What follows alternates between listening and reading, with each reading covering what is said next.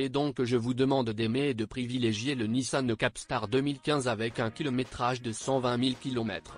Capstar était à l'origine le nom d'exportation du modèle de la série Atlas, né en 1973, et jusqu'en 1984, il a été exporté dans le monde entier. En gros, à l'exception du restylage et des modifications, cette famille a été remplacée par 3 générations F22, F23 et le F24 actuel. Au départ, ce modèle a eu du mal à être présenté sur le marché intérieur et pas au meilleur moment en 2008 pendant la crise, et a même dû envahir le créneau où les Coréens de Hyundai se sentaient déjà en confiance, les compatriotes de Fuso Isuzu ayant une localisation russe et, bien sûr, de nombreux Chinois bon marché, mais que pourrions-nous faire sans eux, d'autant plus que ces derniers étaient souvent sous licence et peu de copies de ceux mentionnés ci-dessus en substance. Nissan Capstar est un représentant classique des camions de la classe moyenne asiatique, disposition sans sueur, suspension à ressort et rien de superflu. D'une part ils ne les supportent pas pour leur ascétisme excessif, d'autre part ils les adorent pour leur fiabilité et sans prétention. En toute honnêteté, il faut dire que Capstar était connu sur notre marché avant même le début de ses ventes officielles en Russie. Il est particulièrement connu au-delà de l'Oural et en Extrême-Orient, bien qu'il y soit mieux connu sous les noms d'Atlas. Ou, plus rarement, du commerce, bien qu'il s'agisse bien sûr d'une voiture plus ancienne avec conduite à droite et d'une base de moteur différente. Outre la conception différente de la cabine et de l'intérieur, ils ont des moteurs, des boîtes de vitesse différents et, bien sûr, des conceptions différentes en termes de capacité de charge et de dimension. Si l'on prend en compte le fait que le Capstar est plutôt un camion de livraison urbain, son kilométrage quotidien est faible, et donc vous pouvez compter sur des options avec un kilométrage agréable. Cependant, cela ne vaut pas la peine de se faire des illusions en conduisant, et l'autre côté de cela. La pièce représente des heures de moto élevées. Nissan peut se vanter d'une très bonne protection anti-corrosion pour l'habitacle, même après 5 à 6 ans de fonctionnement. Vous ne trouverez probablement pas ici de sérieuses poches de rouille, encore moins de trous traversants, sauf s'il y a, par exemple, des éclats, des pierres sur la peinture ou s'il y a des abrasions sur les joints de porte. Par conséquent, à titre préventif, il est préférable de lubrifier périodiquement les joints de porte, par exemple avec de la graisse silicone, et les zones de contact de ces joints sur la carrosserie sont les meilleures collées avec un film protecteur spécial si toutefois de graves dommages à la peinture sont soudainement découverts, et plus encore, la rouille est une raison pour examiner de plus près la voiture en cas de réparation de mauvaise qualité, par exemple après un accident. Cependant, comme toujours, en termes de résistance à la corrosion, les spécimens ne provenant pas de la région de la capitale sont préférables. Déjà à 100 ou 2 km de Moscou, le sel et les réactifs ne sont pas si activement utilisés, même s'il convient de noter qu'ils n'y surveillent souvent pas les voitures de manière aussi méticuleuse. Le cadre ici est également de très haute qualité et sans prétention au moins. Dans la plupart des cas, les militaires n'ont pas de cadre ouvertement plié et déformé à retenir, malgré le fait que ce modèle, comme beaucoup d'autres dans notre pays, est souvent utilisé avec un sérieux avantage.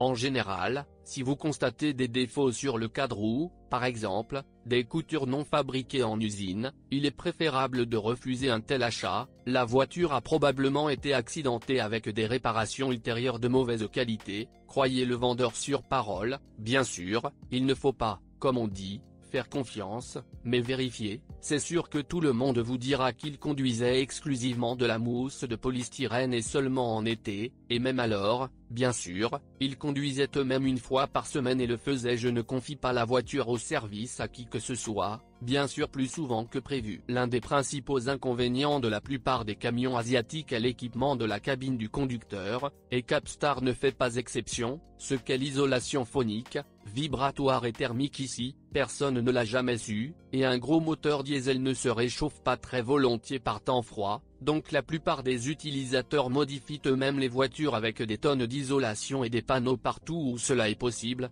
et l'installation d'un chauffage supplémentaire ne serait évidemment pas superflue, mais en ce qui concerne les vibrations, vous n'y pouvez rien, l'habitacle est rigidement fixé à la voiture. Cadre. Le siège dans la cabine repose directement sur le volant avec une suspension à ressort. On peut probablement aussi se plaindre de l'optique et du vitrage dans d'autres cas, les surfaces sont assez molles par exemple, les phares se situent assez bas très rapidement après. En peu de temps, le verre est recouvert d'un revêtement mat caractéristique, de nombreux micro-éclats ou abrasions de ce type se forment, surtout si l'ancien propriétaire a clairement économisé sur les brosses.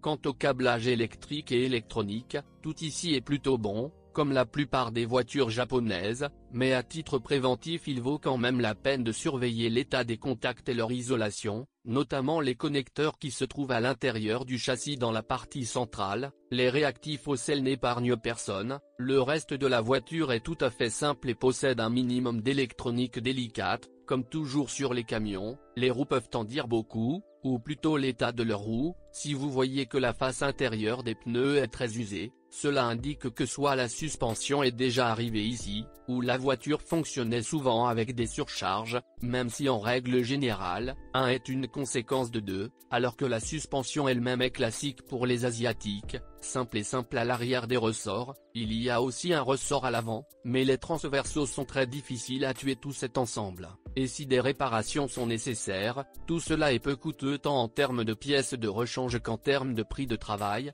Les freins ici sont entièrement à disque sur toutes les roues, ce qui n'est pas typique pour la plupart. Les concurrents.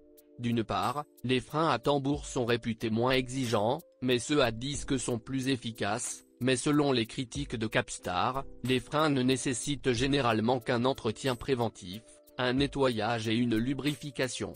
Il existe de nombreuses pièces de rechange sur le marché, à la fois originales et analogiques. D'ailleurs, de nombreux composants sont complètement interchangeables avec ceux des concurrents. Curieusement, les moteurs sont l'un des principaux avantages du Capstar, et en plus de la fiabilité, il a un volume allant jusqu'à 3 litres, ce qui est inhabituel à notre époque. Le reste est un entraînement par chaîne avec injection en Real 250.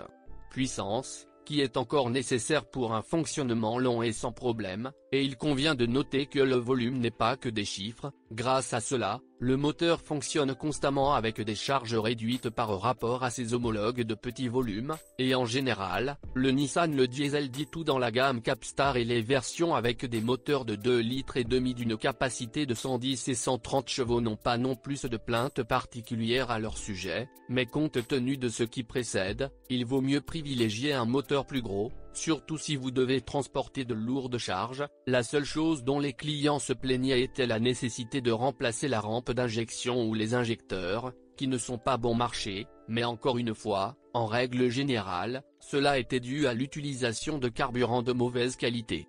Selon les techniciens de service, ce problème est de moins en moins courant. Au début, il y avait des plaintes concernant l'ondulation du tuyau d'échappement du système d'échappement en raison de l'augmentation des vibrations sur nos routes, mais c'est bien que le problème soit de moins en moins fréquent. Le constructeur a écouté les plaintes des propriétaires et après un certain temps, des modifications ont été apportées à la conception. De plus, si vous le souhaitez, sur les voitures déjà vendues de leur entreprise souterraine, il était possible de refaire cela gratuitement. La boîte de vitesse pouvait être 5 ou 6.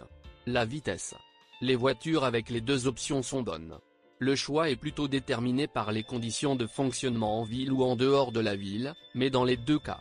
Dans une autre version d'une boîte fiable, une panne prématurée est généralement associée à un mauvais fonctionnement ou à un entretien de mauvaise qualité. La durée de vie de l'embrayage est de 130 150 000 km, mais encore une fois, selon le style de conduite, la boîte de vitesse de la paire principale est ici assez simplée, remarquablement, est démontable et réparable, mais en règle générale, elle n'a pas besoin d'être réparée, car les spécialistes du marketing disent qu'il est conçu pour toute la durée de vie de la voiture. L'intérieur du Capstar est également un exemple de l'intérieur classique d'un camion asiatique classique, pas de matériaux coûteux, pas de fioritures de design, rien de superflu, juste un lieu de travail bien organisé, mais il faut noter que ce Capstar, par rapport à ses concurrents, a encore une sorte de design. À mon avis c'est l'intérieur un peu plus hospitalier que ses concurrents, au moins il y a des matériaux texturés différents, il y a une touche de design et, surtout, il y en a un grand nombre des sortes de niches pour boîtes,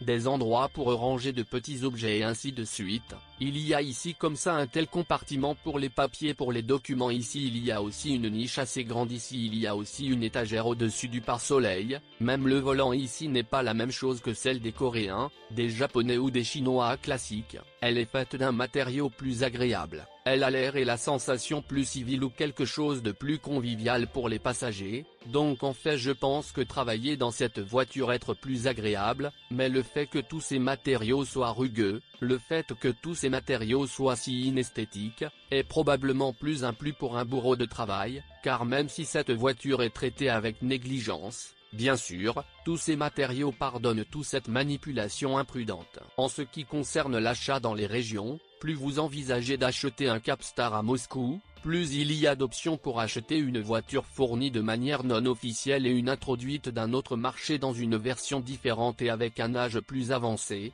Peut-être le principal inconvénient du Capstar peut être appelé le fait qu'en raison du petit nombre de voitures proposées sur le marché, il y a donc peu d'options pour choisir les versions. Si vous voulez une version à rideau, mais vous ne trouvez que des fourgons isothermes, ou vice-versa, donc la recherche d'un Capstar et votre rêve peuvent sérieusement s'éterniser dans le temps. Nissan Capstar est une excellente option pour ceux qui veulent acheter un bon cheval de trait japonais fiable, mais en même temps ne veulent pas payer trop cher pour un modèle populaire et en demande, et en effet, il y en a peu sur le marché, mais d'un autre côté, c'est peut-être pour cela que le vendeur potentiel ne sera pas si impudent avec le prix.